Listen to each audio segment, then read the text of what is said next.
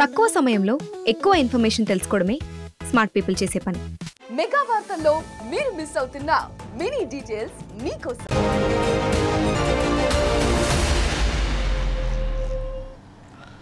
నమస్తే, welcome to four sides TV drive. నేను విజయ్.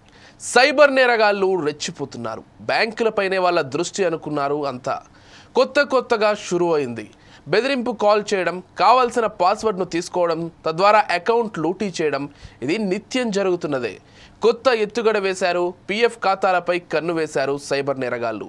ఉద్యోగులు సైతం ఏం తక్కువ తిన్నారు అన్నట్లుగా 2 కంపెనీల్లో ఉద్యోగం చేస్తున్నట్లుగా పట్టుపడ్డారు. సర్వీస్ హిస్టరీలో మూన్ లైటింగ్ చుక్కపడింది.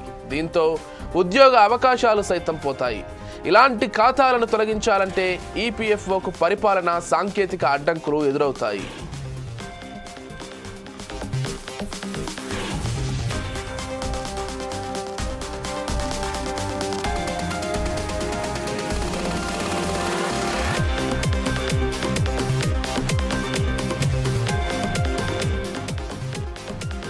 హైదరాబాద్కు చెందిన ఉద్యోగికి సైబర్ నేరగాళ్లు డబ్బు కోసం బెదిరిస్తూ కాల్ చేశారు.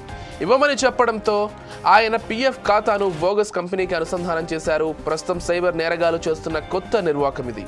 ఈ విషయం తెలియని ఉద్యోగి మరో కంపెనీలో ఉద్యోగం కోసం వెళ్ళాడు. ఏకకాలంలో 2 ఉద్యోగాలు చేస్తున్నట్లు మూన్ లైటింగ్ హిస్టరీలో కనిపించింది. దీంతో ఆయన ఉద్యోగ అవకాశం కోల్పోయాడు. సైబర్ నేరగాళ్లకు ఎత్తుకు పై ఎత్తులు వేస్తుంటే మరి ఉద్యోగుల సంపాదన సరిపోదన్న నేపథ్యంతోనే 2 ఉద్యోగాలు చేస్తుండటం నేటి తరుణంలో కామన్ అయింది. మూన్ లైటింగ్ హిస్టరీని తొలగించాలంటే ఈపీఎఫ్ఓకు సాంకేతిక అడ్డంకులు చాలా ఉన్నాయి.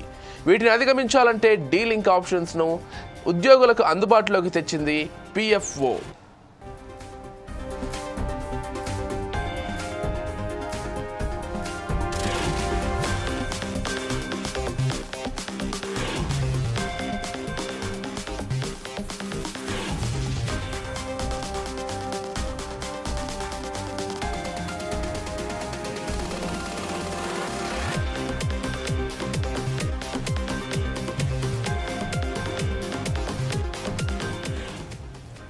నిబంధనల ప్రకారం ఏకకాలంలో ఉద్యోగులు 2 చోట్ల పనిచేయకూడదు. దీనిని ఆసరాగా చేసుకుని సైబర్ నేరస్తులు డబ్బులు డిమాండ్ చేస్తున్నారు. ఎవరైతే డబ్బులు ఇవ్వరో వారి పిఎఫ్ ఖాతాలను బోగస్ కంపెనీలకు లింక్ చేయడం సైబర్ నేరస్తుల అతి తెలివికి నిదర్శనం. ఈ లింకులన్నింటినీ ఒడిశా, యూపీ, రాజస్థాన్, గుజరాత్ తదితర రాష్ట్రాల్లో ఉన్న బోగస్ కంపెనీలలో పనిచేస్తున్నట్లు లింక్ చేస్తున్నారు. ఇక ఇలాంటి మోసాలపై పోలీసులకి, ఈపీఎఫ్ఓలకు అనేక ఫిర్యాదులు వస్తున్నాయి. ఈ ఖాతాకు అనుసంధానమైన బోగస్ కంపెనీల వివరాలు తొలగించాలంటే దాని వెనుక ఓ పెద్ద కథ ఉందని ఈపీఎఫ్ఓ కంపెనీ చెబుతోంది. వాస్తవంగా ప్రాంతీయ కార్యాలయ సిబ్బంది క్షేత్రస్థాయిలో విచారించి నిర్ణయం తీసుకోవాల్సి ఉంటుంది.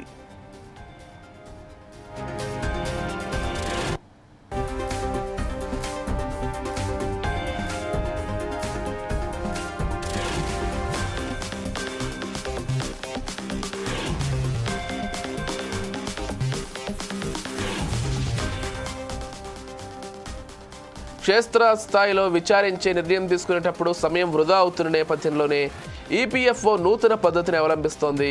ఉద్యోగులకు తెలియకుండా పిఎఫ్ ఖాతాకు అనుసంధానమైన బోగస్ కంపెనీల వివరాలను వారే వ్యక్తిగతంగా తొలగించుకునే ఆప్షన్ను వెలుగులోకి తీసుకొచ్చింది.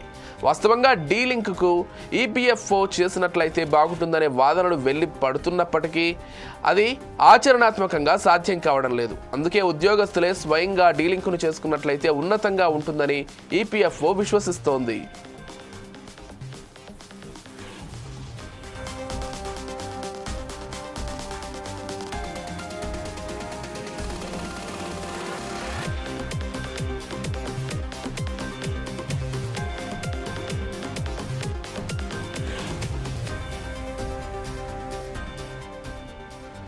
చందాదారుల ఈపీఎఫ్ నెంబర్ పోర్టల్లో యూఏఎన్ నెంబర్, పాస్వర్డ్ నమోదు చేసి లాగిన్ కావాల్సి ఉంటుంది. తర్వాత హోమ్ పేజీలోని వ్యూ ఆప్షన్లో ఉండే సర్వీస్ హిస్టరీ మెనూ ఎంచుకోవాలి.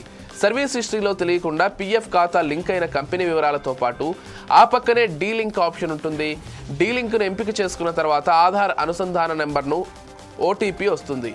ఈ ఓటీపీని నమోదు చేస్తే డీలింక్ పూర్తయినట్లే.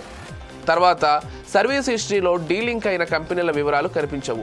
ఒకవేళ ఉద్యోగి 2 కంపెనీల్లో విధులు నిర్వహిస్తూ 2 కంపెనీలు ఈపీఎఫ్ చందా చెల్లించినట్లు రికార్డుల్లో నమోదైతే డీలింక్ చేయడం ఎంత మాత్రం వీలు కాదు. ఆధార్ అనుసంధాన మొబైల్ నెంబర్ ఎప్పుడూ మన్నెగూడలో ఉండాల్సిందే. లేనట్లయితే ఇబ్బందులు తప్పవు.